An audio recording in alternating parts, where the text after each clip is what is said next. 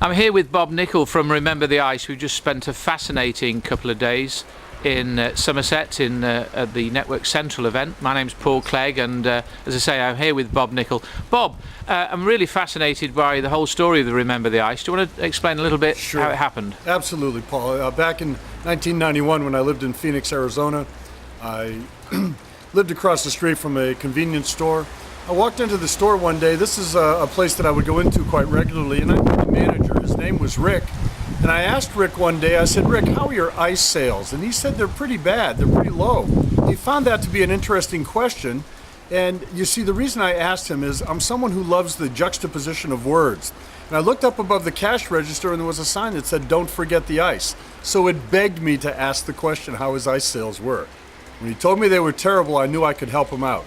So what I did was I created a sign that said, "Remember the ice." Slid it across the counter. He put it up above the cash register, said nothing to his customers. I came back in a month, and he saw me come across the street, and he motioned, "Come here, I want to talk to you." So when I came over, he said, we were outside in front of his ice box, right in front of the store, and he said, "Bob, what did you do? I'm selling ice like crazy." I said, "Rick, let me explain something to you. If I say to you right now, don't think of the color blue, what color did you just now think of?" And he said, "Well, blue, of course." And I said, "Right. When your customers used to read a sign that said, 'Don't forget the ice,' what did you tell them to forget?" And he went, "Oh my goodness, the ice." I said, "That's right." So very simply, it was a matter of reframing and putting a more empowering word into the message. Remember the ice is a much more compelling, empowering message than "Don't forget the ice." So that's the story behind it. Well, I know a lot of people in Somerset that you've been talking to in the UK have actually benefited from your presentation. Let's face it, we always use words regularly that we think come natural to us, but actually they're producing the opposite result than the one we want.